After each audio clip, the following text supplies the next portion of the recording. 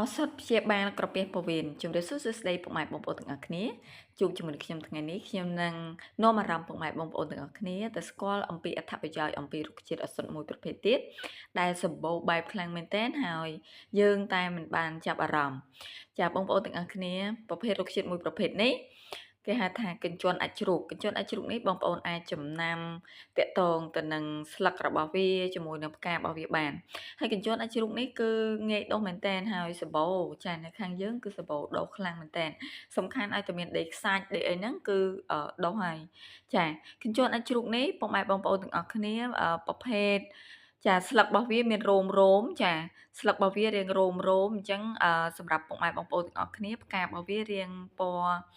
ចាកាឈូកស្រាលបែបនេះណាចាអញ្ចឹងបងប្អូនអាចចំណាំបាន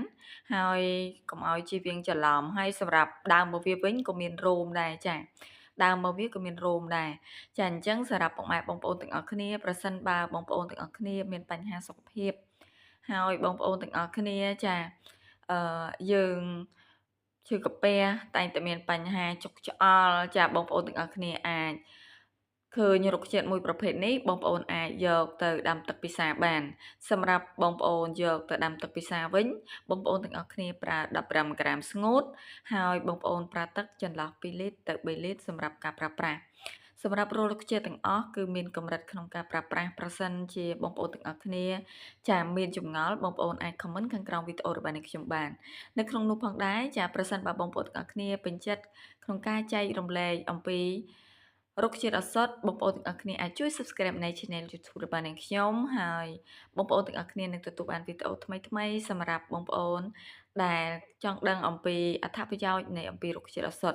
ហើយប្រសិនបើជាបងប្អូនទាំងអស់គ្នាចាពិបាកក្នុងការរកឬក៏មានចម្ងល់ក្នុងការប្រើប្រាស់ណាមួយបងប្អូនទាំងអស់គ្នាក៏អាចជាវអំពីថ្នាំពីក្រុមគ្រូឱសថរបស់យើងផងដែរអញ្ចឹងសម្រាប់បងប្អូនទាំងអស់គ្នាខាងរុក្ខជាតិឱសថទាំងអស់បងប្អូនគឺប្រសិនបើជាយើងមិនមានជំងឺណាមួយទេមិនគួរប្រើទេពីព្រោះរុក្ខជាតិទាំងអស់គឺមានកម្រិតក្នុងការប្រើប្រាស់ប្រសិនបើបងប្អូនជាសះស្បើយហើយក៏បញ្ឈប់ក្នុងការប្រើប្រាស់ដែរអញ្ចឹងប្រសិនបើបងប្អូនទាំងអស់គ្នាមានចម្ងល់បងប្អូនអាច comment សួរបានអរគុណច្រើន